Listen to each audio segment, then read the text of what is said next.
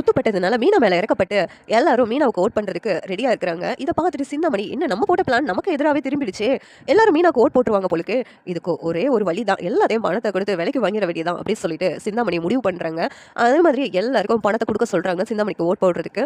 அதை வாங்கிக்கிட்டு எல்லாரும் சிந்தாமணிக்கே ஓட் போட்டுடுறாங்க. இதனால சிந்தாமணி ஜெயிச்சிடுறாங்க.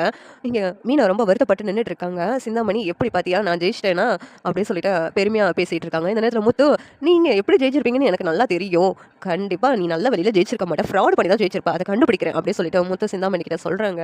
ஹே, அதான் நான் ஜெயிச்சிட்டேன், இனிமேல் உன்னால ஒன்றும் பண்ண முடியாதுன்னு சிந்தாமணி சொல்லிக்கிட்டு இருக்காங்க. இந்த நேரத்துல முத்து எல்லாருக்கும் பணம் கொழும் சிந்தாமணி கொடுத்ததை கண்டுபிடிச்சிடுறாங்க.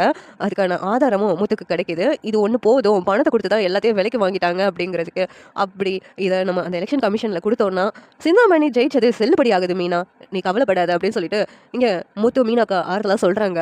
இங்க சிந்தாமணி கிட்ட போயிட்டு, முத்து இங்க பாரு, நீ எல்லாத்துக்கும் பணம் கொடுத்ததுக்கான ஆதாரம் இதுல இருக்குது, இனிமேல் நீ தலைவியா இருக்கவே முடியாது, இப்போவே நான் போயிட்டு அந்த எலெக்ஷன் கமிஷன்கிட்ட சொல்ல போகிறேன், அவங்க கண்டிப்பாக உன்னுடைய பதவியை பறிச்சிடுவாங்க, அப்புறம் மீனா தான் அந்த பதவிக்கு வருவா. இப்படி ஃப்ராட் பண்ணி தலைவி ஆகுறவங்கன்னா அந்த பதவியில் ரொம்ப நாளாக இருக்க முடியாது, அவங்க பதவிக்கு பறி போகிறதுக்கு கூட வாய்ப்பு இருக்குது அப்படி சொல்லிட்டு மொத்தம் சொல்கிறாங்க. உன்னை சிந்தாமணி, ஏய் உன்னால என்ன எதுவும் செய்ய முடியாது அப்படிங்கிறாங்க.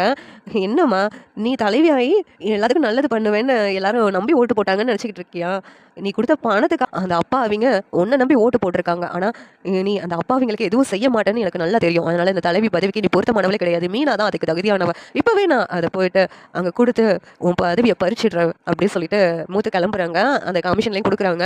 அங்கே கொடுத்ததும் சிந்தாமணி இங்கே லஞ்சம் கொடுத்து தான் வந்து எல்லாத்தையும் ஓட் போட சொல்லியிருக்காங்கன்னு சொல்லிட்டு ப்ரூவ் ஆனதும் அவங்களோட பதவியை பறிச்சிடுறாங்க, அவங்கள பதவியை விட்டு தூக்கிடுறாங்க. மீனாவுக்கு அந்த பதவியை கொடுக்குறாங்க. இன்சூரியல் எப்படி இருந்தால் நல்லா இருக்கும் நீங்கள் நினைக்கிறீங்கன்னு கமெண்ட் பண்ணுங்க. இந்த வீடியோ பிடிச்சிருந்தா லைக் பண்ணுங்க, ஷேர் பண்ணுங்க, சப்ஸ்கிரைப் பண்ணுங்க. தேங்க்யூ.